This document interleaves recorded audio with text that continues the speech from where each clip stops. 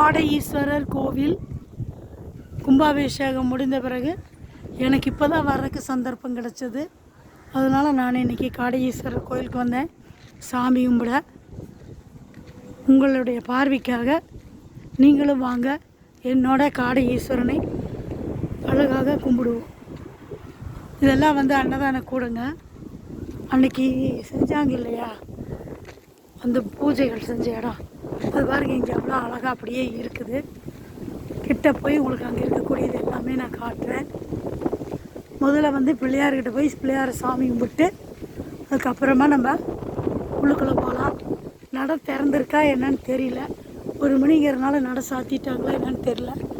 நடை திறந்துருந்தால் சாமியை கும்பிடலாம், இல்லைன்னா கோயிலை சுற்றிட்டு சாமி கும்பிட்டு கிளம்பிடலாம்.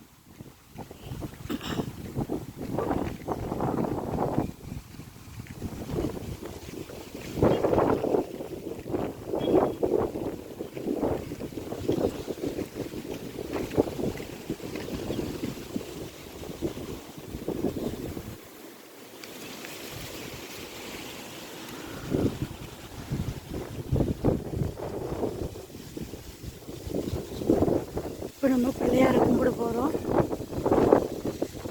இங்கேயே நடை சாத்தியிருக்குன்னா அங்கேயே நடை சாத்தியிருக்கோம். அரச மர விநாயகர் கும்பிட்டுக்கோங்க. உங்களுடைய வேண்டுதல்கள் அனைத்தும் நிறைவேறட்டும். சாமியை சுற்றி வருவோம். சுற்றி வரும்போது பாருங்கள் பெருமாள் கோயிலுக்கு போகிற இடத்துல எப்படி அழகாக வச்சுருக்காங்க. பொடி சொல்லுது சாமி.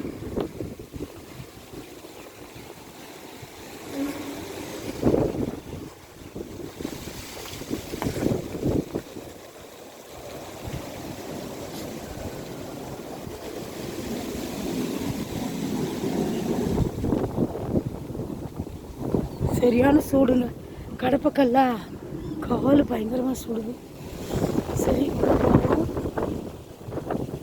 உள்ளே போகிறதுக்கு முன்னாடி இங்கே இந்த பூஜை, அதாவது இந்த கும்பாபிஷேகம் பண்ணுறதுக்காக பூஜை பண்ணாங்க இல்லையா அந்த இடம் பாருங்க. இங்கே கொடிமரம், கொடிமரத்தில் சாமி கும்பிட்டு தொட்டு கும்பிட்டு உள்ளே போகலாம். கொடிமரம்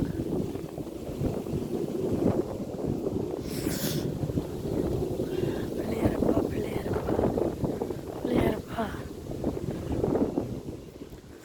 சாமி திறந்துருக்குதுங்க. எனக்கு யோகம்தான். ஈஸ்வரனை பாருங்கள் எவ்வளோ அழகாக உட்காந்துருக்கார் நமக்காக இது செய்யறதுக்கு. இங்கே பாருங்கள் எவ்வளோ பெரிய இது நடந்துருக்குது, அருமையாக இருக்குது. அந்த இது அப்படியே இன்னும் இருக்குது இடிபடாமல். உள்ள சாமி கும்பிட்டு வரும்போது இது வேணா இன்னொருக்கா பார்க்கலாம்.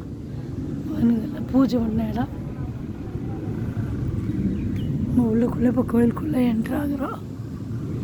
முன்னாடி பிள்ளையார் இருக்கார்.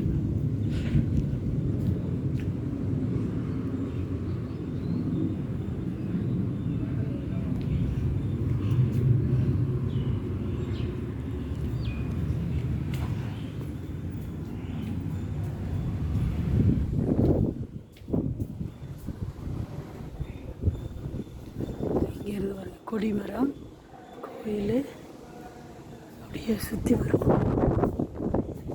சுவாமிகள்.